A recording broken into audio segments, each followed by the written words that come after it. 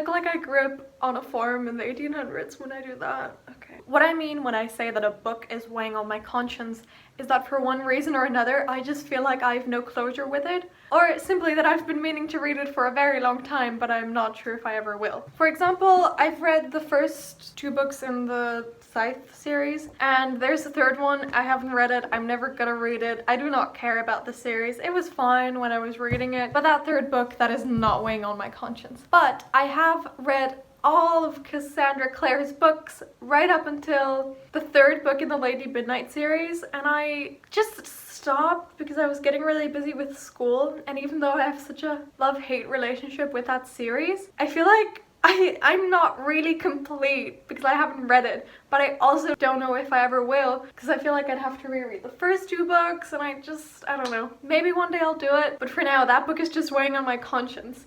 And same with The Lost Hours, which recently came out, but not so much all the like novellas she's pumped out. Like, I don't care about Shadowhunter Academy or the Bane Chronicles or anything like that. Very similar to that is the last book in the Demon King Realm series, because I didn't love the first 3, but I really liked them, and I think I would have enjoyed that 4th book if I'd read it at the right time. But like I've said in another video, I just don't think I'm gonna reread all of them, just read the 4th one. So for the rest of my life, I'll just have that little bit of, it could have been good, but it never was. And I think a book that's on many people's conscience is Game of Thrones, which I do own. And I've owned this copy for several years, and I've read the first chapter, and then I was like, oh, this is quite nice, I'll get back to it. But I also haven't really been reading fantasy, and I also don't think I would enjoy the TV show very much. For now, I'm just gonna keep looking at this copy and being like, maybe someday, but most likely not. And similarly, I have read 3 Brandon Sanderson books, if you can see them. Where are they? There. Oh, I don't even know what they're called anymore. The Mistborn. The Mistborn series. And I liked it enough, but I haven't read any of his other series, and that little fantasy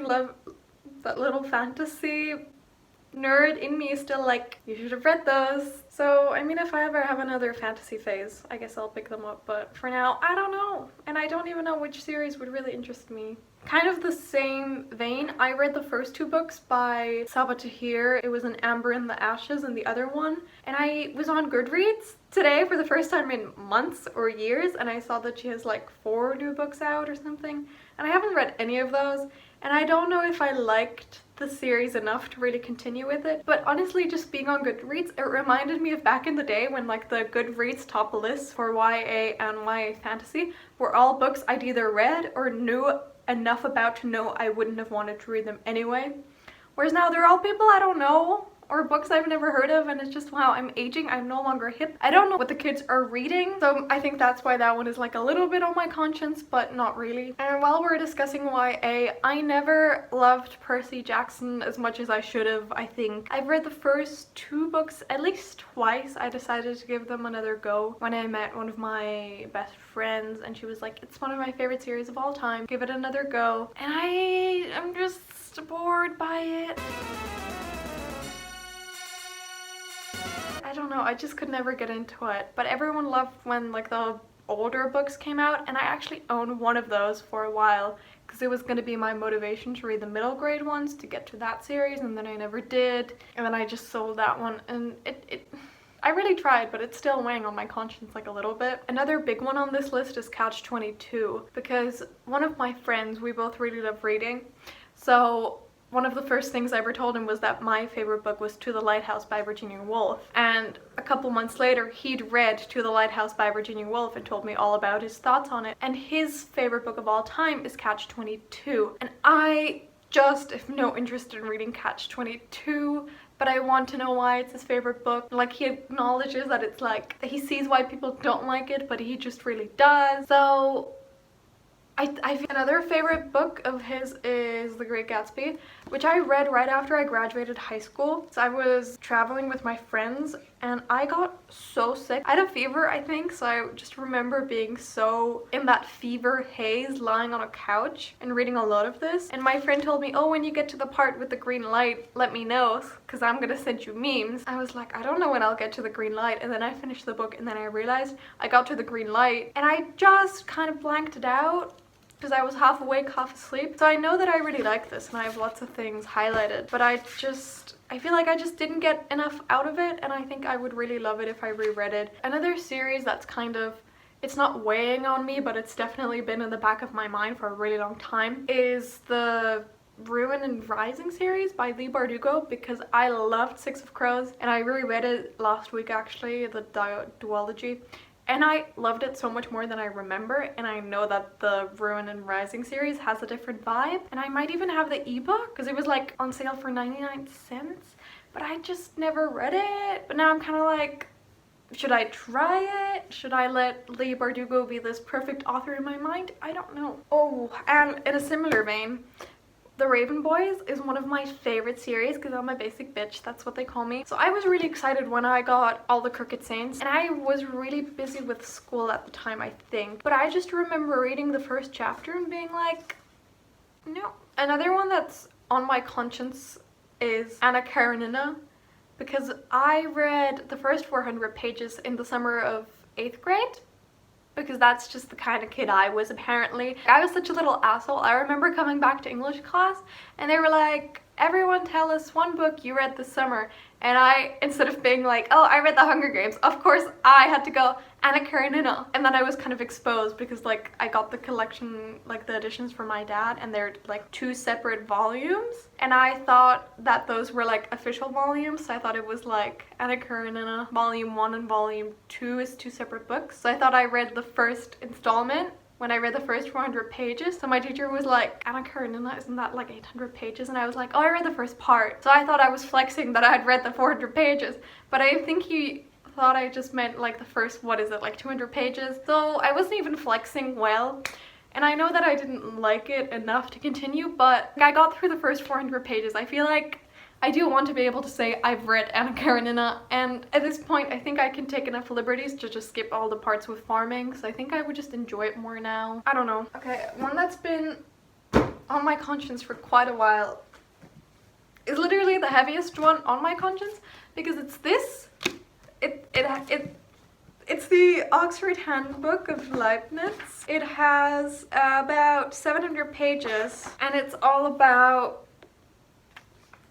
his life and math. And this was a gift from my dad, and it has like sentimental values, and I thought it was just to like demonstrate a point, but then he was like, oh, I can't wait for you to graduate high school and then like have all that free time and then you can read it and tell me all about it. And he wasn't kidding, but I think by now he's forgotten that he's given it to me. So it was just a very, yeah, I don't know. He was so excited about it at the time that I feel a little bit bad, because I look at this and I'm like, no.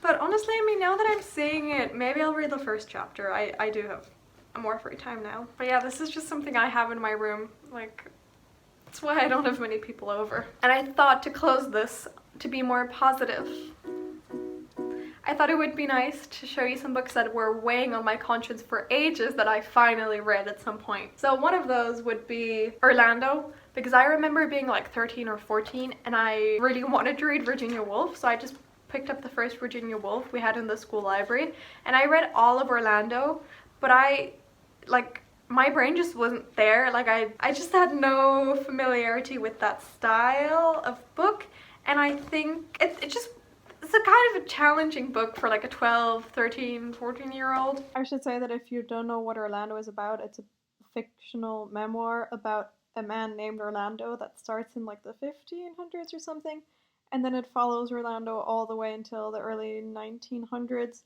when Orlando then turns into a woman at some point in time. So I just never enjoyed it, and then I finally reread it, and it's one of my favorite books I've read in, I don't know, maybe the last year. I love it so much. I wish I could have highlighted the whole book. I love it. and I'm really glad I went back to it because the memories I had of it were just like, this is so bizarre. But yeah, yeah. Also, Thomas Hardy, Far From the Madding Crowd. I got this as a gift. I want to say 5 or 6 years ago, and I tried to read it like 3 times probably, but I could never get past the first chapter or 2 because it's like very, like, it's just very like farm-ish, and I just have a bit of an aversion towards British books that are all about fields, like women running through fields, farming. Like, it's just not my thing. Yeah, and then I finally read it. It has some good words in it. I see why people like it, but it's just not my vibe. Speaking of British books that are about fields or are set in fields or just I feel like have a lot to do with fields, is Wuthering Heights. I had already read, I think, Pride and Prejudice, and I got this copy, and it's so pretty. So when I saw this in a bookstore, I was like, oh, they'll look so pretty when they match. And I hadn't read Wuthering Heights, but for some reason I really don't like reading really pretty copies of books because I like to annotate, and it just felt so wrong to annotate this. So I got a super cheap, really weird, funky edition that I did eventually read, but like it's so, like, the cover is all pixelated, and I've never heard of this publisher, and it just feels really weird and kind of bad. But that was what finally made me be able to read it. I honestly feel like I like this edition more than my fancy one. A book that was weighing on my conscience for a really long time just because I want to study English, and I feel like all English students have read this, Middlemarch. And I actually really love this, and I love the edition, the floppy edition is what did it. That's why I was able to read it. No, I really like Middlemarch. It definitely wasn't very annoying to get through, which long classics can be a bit of a chore, I'm not gonna lie. Another book that I finally managed to read was A Doll's House, because I remember in 9th grade I got to choose between which books I could read as like a second text, kind of, as like extra work, because I was a nerd. And my 2 other friends were assigned A Doll's House, and I did another book, but I always would hear them discuss it or discuss it with the teacher, but I obviously never knew what it was about. So I finally got it, I read it, and I thought it was mediocre. Like, I think it's the kind of book that was, or play that was groundbreaking at the time, but I just didn't find that it had a lot of depth to it. Maybe I just read it too quickly and didn't give it the time it needs to be fully understood. And maybe, who knows, in a couple months I'll be making an update video. I'll be telling you all about how much I loved this. Subscribe to find out. I don't know. Should this be in the thumbnail? Well, I love your Leibniz, but you're not gonna get me views, are you?